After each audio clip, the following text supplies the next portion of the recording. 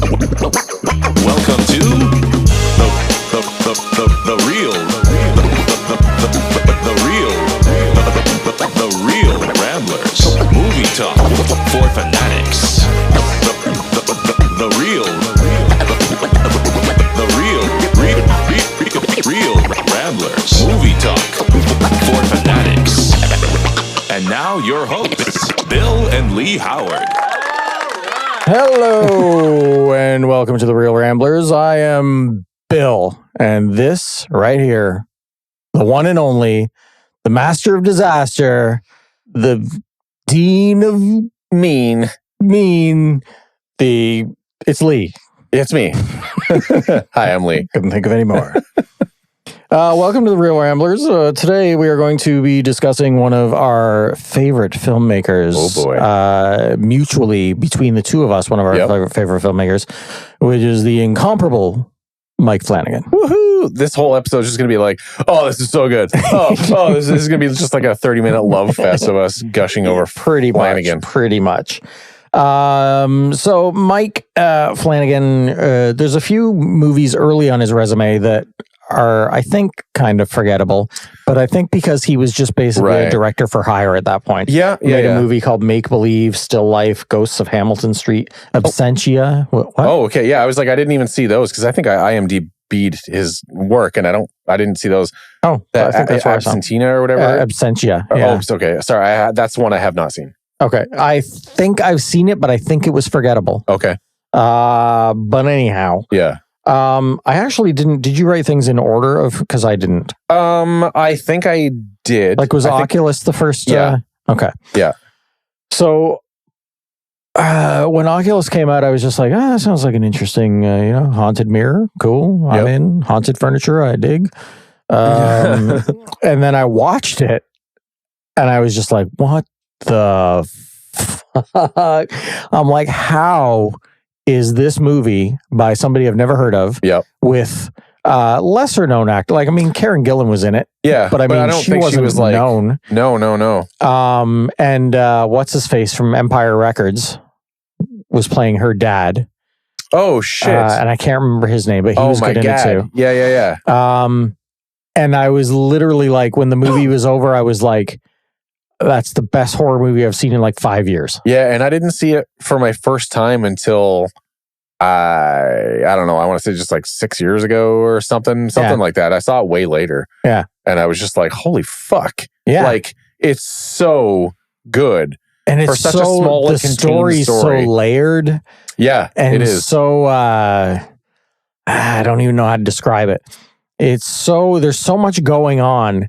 And yet, it's so masterfully controlled that you never get lost. No, because it takes place in two time periods. Yeah. And not Ron Livingston. He's not the dad. Or he's not the dad. No, he's not the dad. Okay. I can't remember his name and my phone was dead. Okay. But the dude was in Empire Records. That's what he's known for. He was like the slacker who lost the money in Empire Records. And he's been in a lot of stuff. He's a good dude, good actor. Right. And he was playing their dad. Okay. And it's basically about these two kids as they're grown. Their parents have died. And they go back to their childhood home.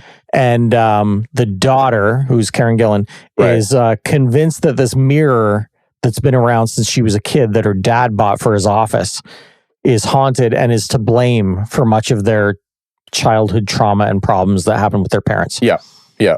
So her plan is to bring her brother back, who she hasn't seen in years. Was he not? He was hospitalized or something Rory Cochrane, right? Yeah. Katie Sackhoff is also in this too. Right. Yeah. Was she the mom? She was the mom. You're right. Yep, she was the mom. Okay. And a real brief Kate Siegel cameo because, of course. Because she's the fucking best. So her plan is to bring the brother back, who I remember her picking him up at the beginning. So I think he was away or he was hospitalized. Yeah, I think he was hospitalized. I think it was hospitalized. It's been a while since I watched it. So anyway, they go back to the house and her plan is this elaborate plan to kind of get rid of the haunted mirror. Yeah. She works for an auction house or something and arranged to buy it. Yeah. Back. And if I remember, he's kind of like, that's not what happened, and like not buying into it. And she's like, no, it fucking did. Yeah. And so the movie plays out with these flashbacks showing what happened to them and how the mirror is involved and how it affected especially her dad. Yeah. But the movie it's very intricately woven. There's even scenes of like in the present of the past happening at the same time in the same room. Yeah. And you know, on paper you'd be like, well, that'll be confusing. Yeah. But it wasn't at all. With Mike Flanagan at the helm, it's brilliantly assembled and what an amazing film. The only thing, it's funny because it's not even like a bad thing that made me mad about it was that there's a lot of like story elements to it that I'm like, fuck, that's so similar to Quiet Room Bears and like the lore I've built behind the bears and what the bears do. And it's like a mirror instead. And I'm like, fuck. And it's like, obviously he did it a million billion times better than I ever could if I made a feature film. Like, but I was just like, oh, there's so many similarities. That and that movie Smile, not Flanagan, but also they both had similarities. Smile. So great. But anyway, yeah, I was so blown away. Smile 2's this summer. Did you know that? Wow. This already? Summer, yeah. Keep smiling. That's what it's called. Keep on smiling. But yeah, I was like blown away. And then because it was based on a short film, and I do remember seeing the short film. I think so. Which was just like one guy in a room kind of taping himself to be like, this mirror is fucked up and like I'm going to chronicle me or whatever. Right. And I don't 100% remember the how the short film went because I only watched it the one time. Right. But this movie, it like blew me away. Same thing because I had heard horror people talking about it, but not like it was The Conjuring or something huge, you know? Yeah. I remember the year that it came out on Blu-ray. I wanted it so bad. Our sister Cindy bought it. We had a little birthday thing on my back deck, and that was what they got me for my birthday. I was so happy. But yeah, it's brilliant. So, did you say you do have them in order? Like what? I believe because I think next that I can't. That one I can't pronounce. Absentia, whatever the fuck. After that was Hush, right? Which amazing. Which Holy I discovered after Oculus. Yeah, and I discovered Hush first. Oh, did you really? Yep. Interesting. Yeah.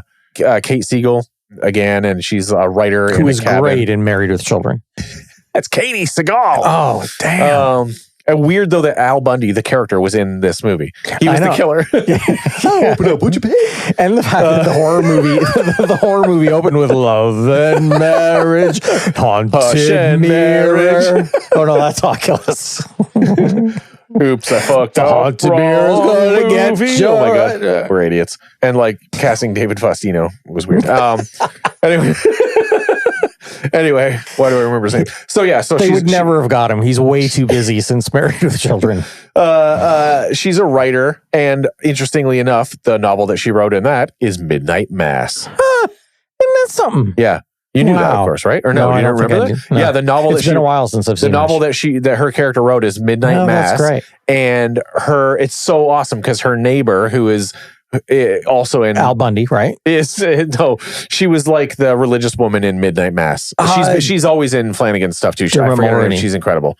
What? Dermot Mulroney. Fuck you. I did it back for the first time. I got Mulrooney. I've never got to do it back. I'm so happy. Your ass just got Mulrooney. I feel like doing the monster truck thing at Mulrooney. But anyway, she was the crazy religious woman in Midnight Mass, and she's Kate Siegel's neighbor. Right. And she like comes over, and Kate Siegel is deaf. Her character is deaf. Right. She's like, oh, I just finished it. And she's like saying, I love the part where, and she's like saying the character names from Midnight Mass. Isn't that neat? And it's like where she was on the boat and all this stuff. Because Flanagan was going to make Midnight Mass as a novel. Right. But it kept kind of changing and stuff. And he's like, I feel like it's more of a screenplay. Right. So I just thought that was awesome. Just see them with the book Midnight Mass, which also shows up in Gerald's Game. Nice. She's in this like, cabin in the woods kind of sort of a thing. Yeah. And this dude with a mask shows this creepy mask too. Shows up, but he's not masked the whole movie. Like he's a full character. It's not like a Strangers type thing. Yeah. And I don't 100% remember why he shows up. I'll have to rewatch it. It's been a while. Yeah, it's been a while, but because that added like fear because she's deaf, it's fucking terrifying. Like the guy can break a window behind her and she doesn't hear. Yeah. It's so good. It's so scary and suspenseful. Yeah. I love Hush. Cool. I think it's underrated. Not enough people talk about it. And Kate Siegel she's amazing. Right. And it's been on Netflix like this whole time. I think it's on Netflix. It's easily accessible to anyone who hasn't seen it. Cool. Yeah. Next up was Ouija 2 or Ouija 2. When was Before I Wake, that older one he did with... Oh, maybe I didn't write that one down. Yeah, you know what's funny is, I didn't write that on my thing. Because that was an earlier one. That was an earlier one, and I didn't think I had seen it. And then I watched the trailer. I was like, oh no, I did watch this. I just don't super remember it because it wasn't horror, I don't believe. It was thriller, fantastical kind of something with butterflies. That's all I remember. Yeah. Yeah. I don't. Yeah. I just wanted to acknowledge that he made it. Yeah. Yeah. I feel like I remember enjoying it, but it wasn't like one of the ones that were like going gaga over. Okay, so Ouija 2 Origin of Evil. Okay. Which we have talked about before in our sequels episode. We have. I loved it. Okay, so I saw Ouija 1 and thought, all right. It's pronounced Ouija. Oregon of Evil. I'm sorry.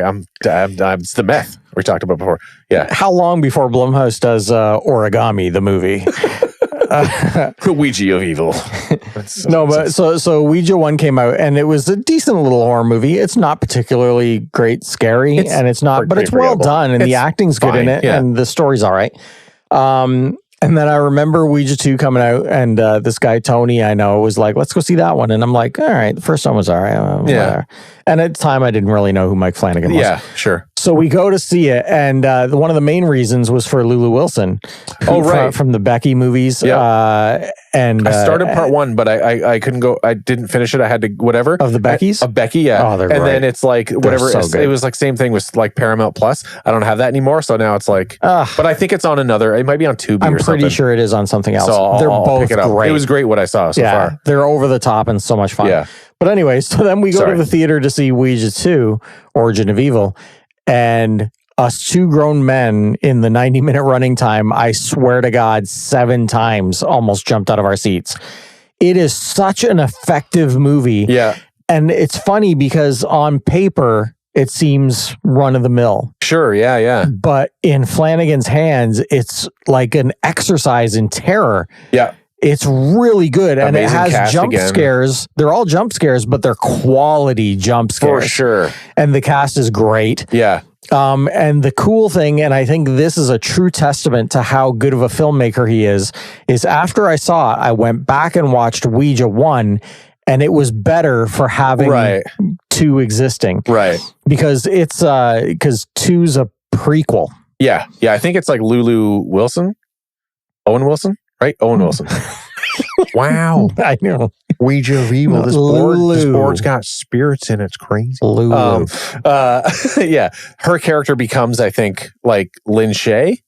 Maybe in the other one? I think something like that. I could be wrong. Maybe I'm fucking it up. But it's the same house they use in both. Yep. So it's kind of cool once you've seen the Awesome 2 to go back and see the same house in 1 and see where things went. Yeah, yeah. And 2 actually made 1 a better movie. That's awesome. Which is very cool. Yeah, 2's great. It's like if the family is like, the mom is like a psychic, but she's like a total The fake. older daughter's fantastic too. The red-haired daughter. Oh, okay. She's great in it too. Right. Awesome. I feel like I remember. Yeah. And the whole time she's trying, like in part 2, she's she's trying to figure out what's going on with her sister, and the sister wants nothing more than to connect with their dead father. Yeah. And it's amazing. Yeah, because the mom does like readings for people, but is like fake. Yeah, and like has the kids help her with like, rattling shit and tricking people. But then they get like a real Ouija board, and it's like, oh, bad shit really starts happening. Yeah.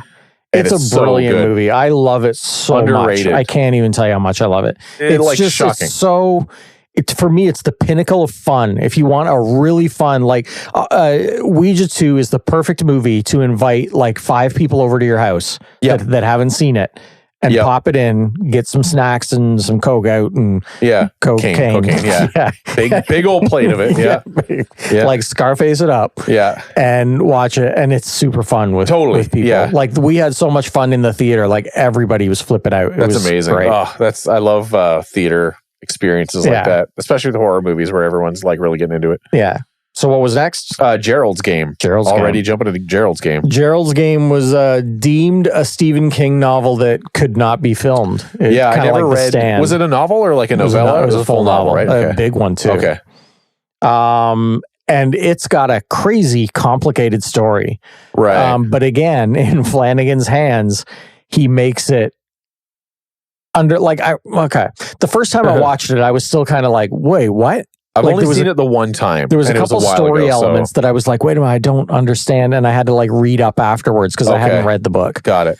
And once I understood what was going on, I was like, oh, okay, I get it. So the story was a little complex in that way for me. Right. But performances. Carla Gugino is amazing. Yeah. She did a TV show for HBO called Jet. It only went one season. Okay. Really great show. I'll watch anything with her. It's And her husband is Bruce Greenwood, who has been in everything. Yeah. Sorry. In Jet or in Gerald? In Gerald. In Gerald. Okay. I was like, he's in it too. Okay. No, in Gerald. Okay. Yeah. And that dude is awesome. Yeah. And comes back for more Flanagan stuff. Yeah. He can do no wrong. But you like Gerald's Game? Yeah, when I did watch it, all that I knew was that a woman is chained to a bed. That's all I really knew. Yeah. And you're like, I'm in. No. I tried to think of something funny to get out of that, but I couldn't. A woman shames me in bed. I would love it. Wait, what am I saying? Chained to a bed. Chained to it. Yeah, so I didn't really know much more about it than that. And I do need to rewatch it again because I think I've forgotten a lot of it. There was stuff about the killer in it it was complex. It was very complex. But visually, like that shadowy guy? Yeah. Okay. Yeah. There's like a backstory to him, and for me, it wasn't clear on the first viewing what was going on. Did you read that book? Or I can't remember. Okay. Because I'm trying to remember if I just said I didn't read the book. But quick question. Did you read the book? Yep. Okay, we're talking about the Snyderverse still, right? Pet Cemetery. Fuck. I could be. Welcome to the OCD movie podcast. Seriously, yeah. Or ADHD. Everything. Yeah. Fucking elemental P's. The ending of the book maybe is different than the movie. I can't, like, in regards to that shadowy guy. Could be. I know it's different in that the book is written on a page and the movie is I will murder you in the face.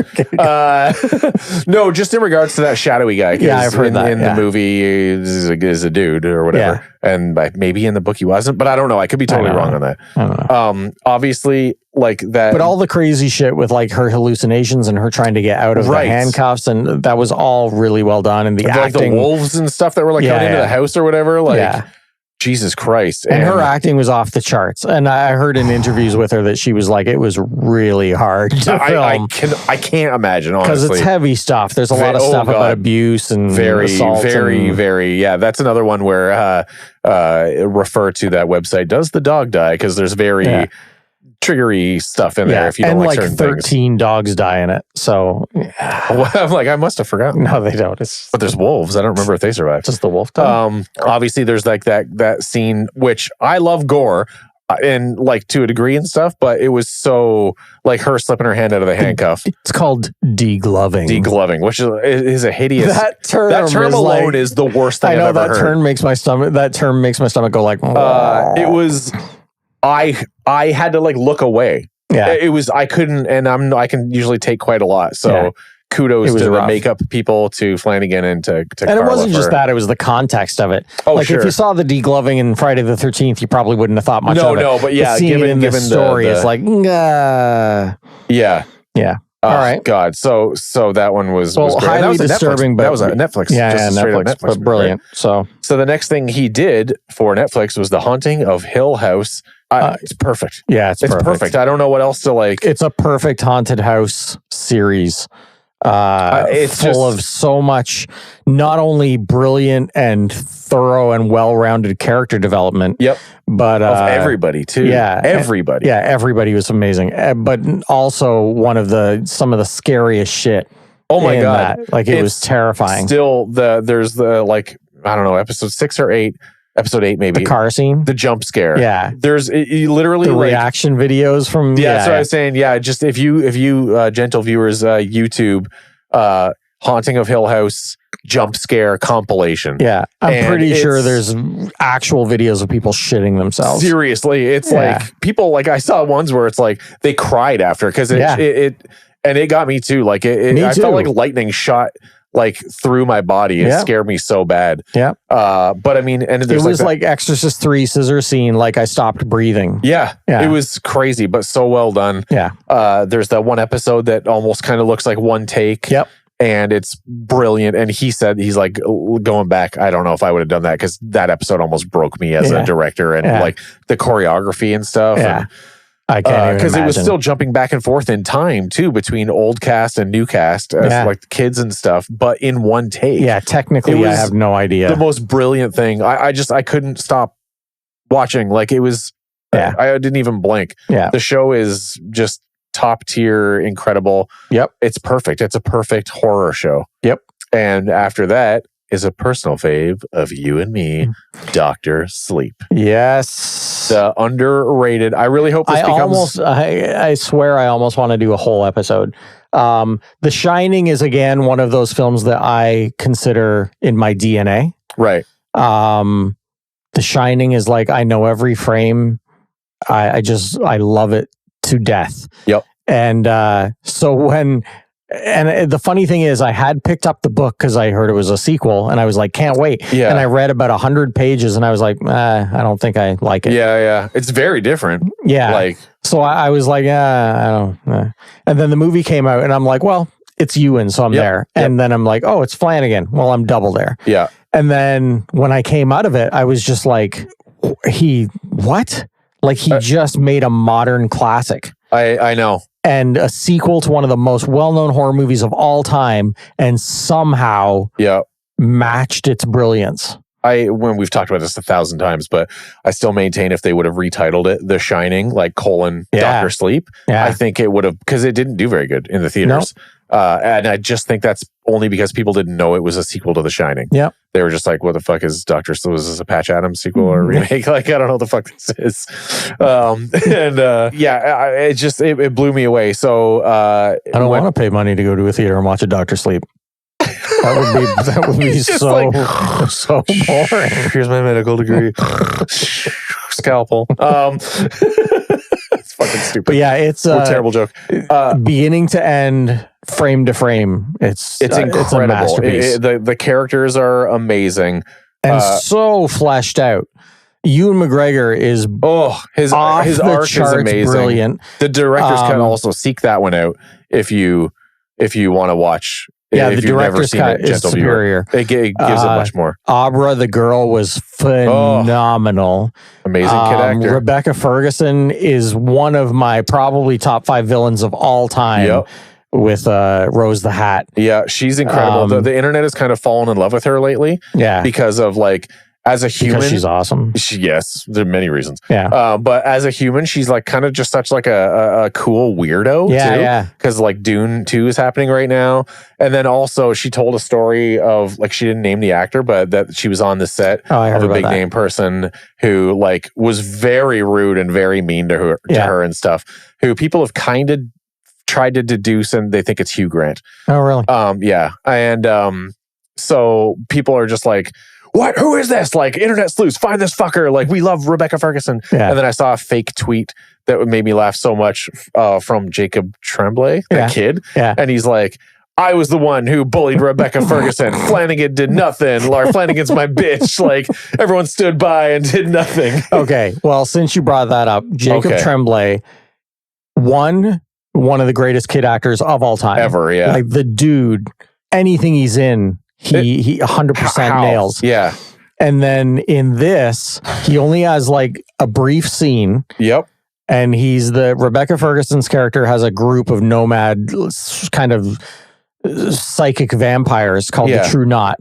And they all have different kind of powers. Yeah. And they're very old. Yeah. And they basically feed off The Shining. Yeah, people who have The Shining, a variation of it, they feed off of them. Yeah. Yeah, by killing them and torturing them. And so they want to kill this kid because this kid has The Shining. And the scene where they kill him, you're killing a 12-year-old kid. Yeah. And it's horrific. And Jacob Tremblay sells it so hard. I'm getting emotional thinking about it. It's hard to watch. I almost can't watch that scene. Yeah, it's brilliant. It's I don't know what it is. And apparently on set, they were all like that. They were all so affected. Totally. All the actors were affected by him and were like, is he okay? If Flanagan was like, okay, guys, cut, great take.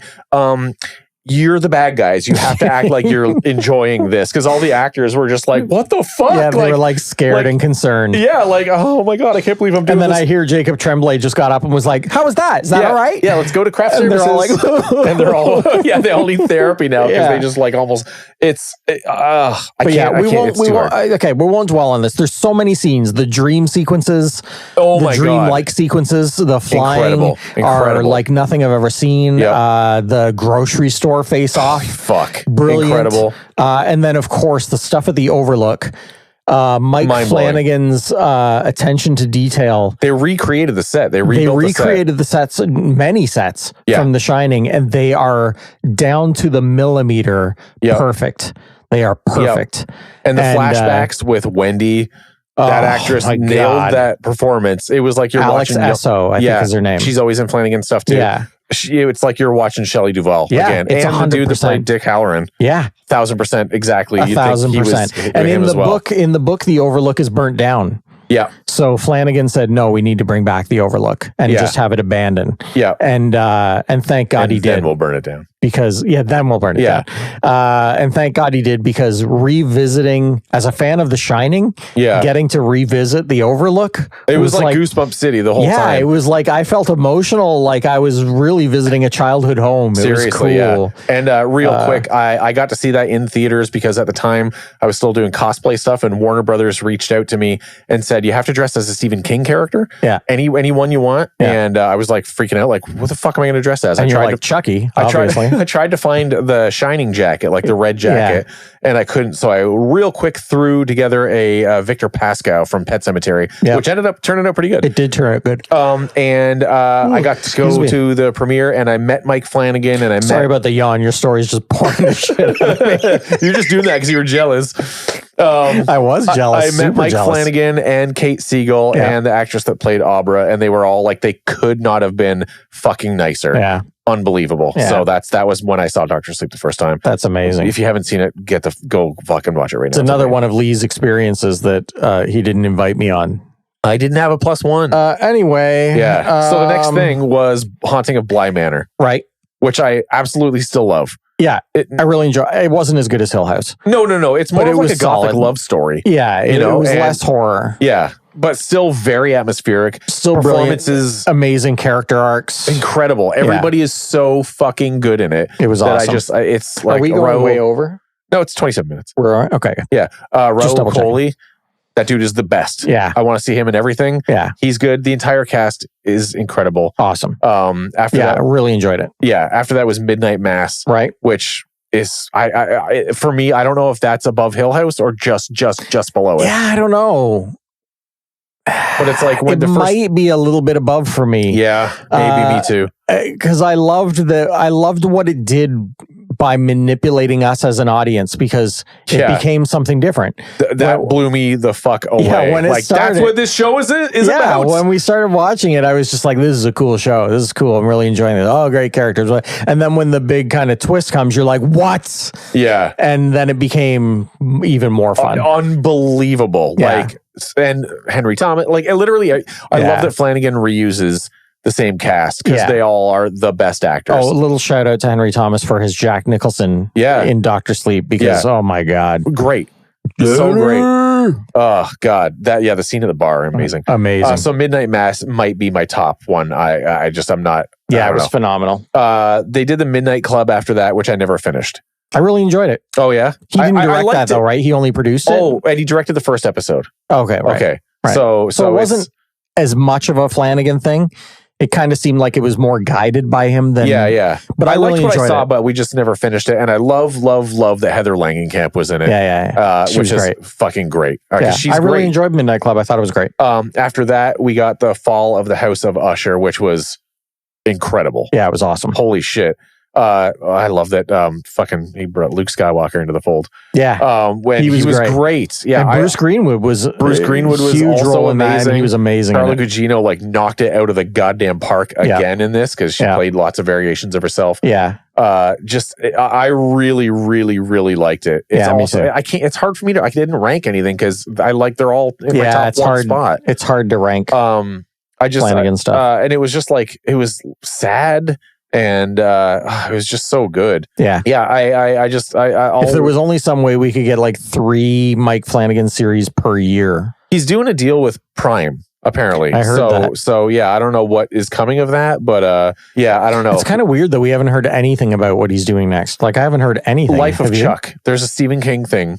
I looked it up. It's a Stephen King, I don't know, novel or novella. I'm not sure that. I don't know that one. But it's called The Life of Chuck. And so I was right, Chucky. Yes, holy shit.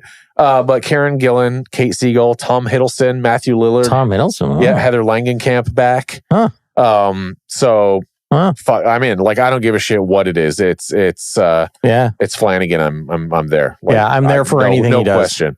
I'm there for anything he does. And his TikTok is really funny. If you haven't follow him on TikTok, him and Kate Siegel have really funny TikToks together. Yeah, I don't follow him. I follow him on Letterboxd, and his Letterboxd stuff is pretty funny. Like, he actually has a recommended list, and it's called movies that Katie says she's seen but hasn't.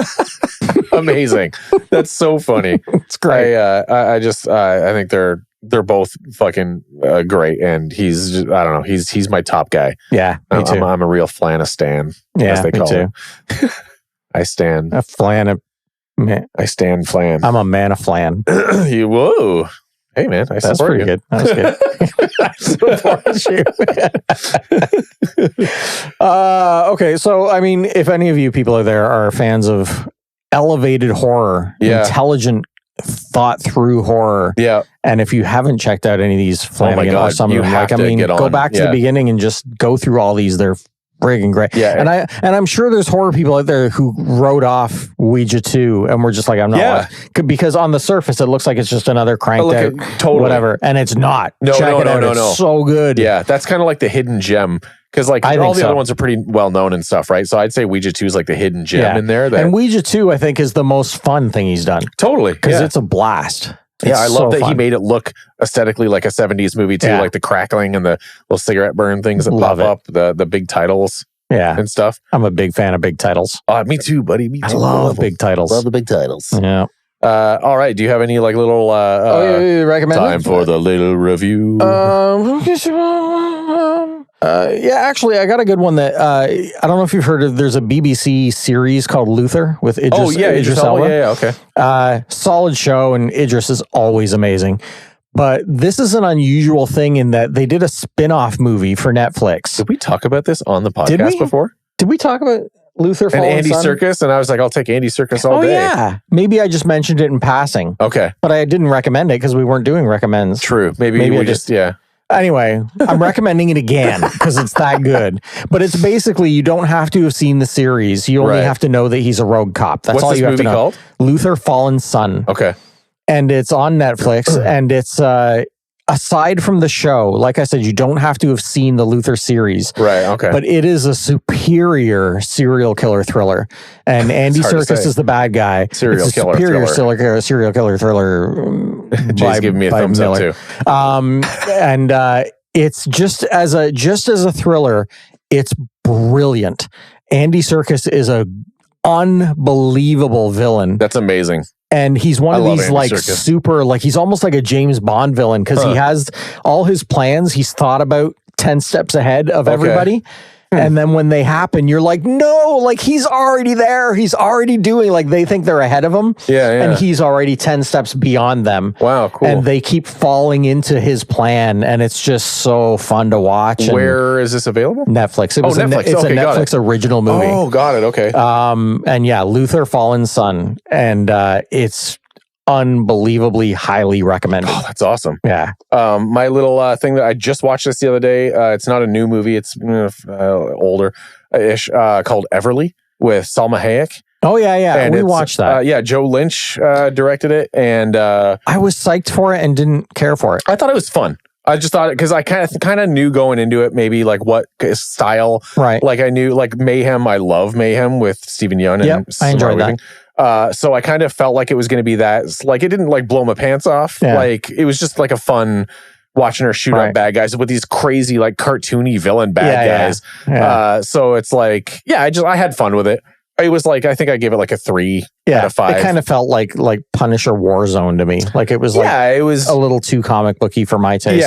Yeah. But I think Comic booky for in a some bad reason going into it, I felt like it was going to be kind of an over the top. So your expectations were in check. Yeah. So it was just a fun, and Salma Hayek killing a bunch of she's always great. Yeah, killing a bunch of people is cool. Yeah. So that was there. You go. So Lee supports guns and he thinks killing people is cool. Yeah, only if it's Salma Hayek, the actress, murdering people. Write your letters to Real Ramblers at our home base in Paris, and yes, and we'll get right back to you. Yeah, there we go. Okay, there you go. Thanks for tuning in, folks. Check out those Mike Flanagan movies, and drop us some comments about what your favorites are on social media. Yeah. And oh God, what sign off do I do? Oh, you're gonna okay. I thought you were gonna skip sign off this time. You just looked like you did. Oh no, I just didn't know what to do. Okay, go ahead. Because the Pacino one's gonna be too long. No, Pacino. How about Roy Kent? What do you think of the fucking Roy Kent from Ted Lasso? What do you think of the Real Ramblers? It's unfucking believable. Is that all you got? Yep. Perfection. All right. See you next week, folks. Fuck off. I don't know. I'm tired. Is he eating cereal at the end? He's always very serious. Okay. Go fuck yourself. Cereal. Is he eating cereal? Oh, not serious. Frosted Flakes are the fucking tits. This has gone off the rails. Right. They're great. See you next week, folks. Keep on rambling. Ramble on. Thanks for listening to The Real Ramblers. Follow us on Instagram at Real Ramblers. That's REEL Ramblers. And you can follow Lee at Lee Howard _art and Bill at JustTheBill1138.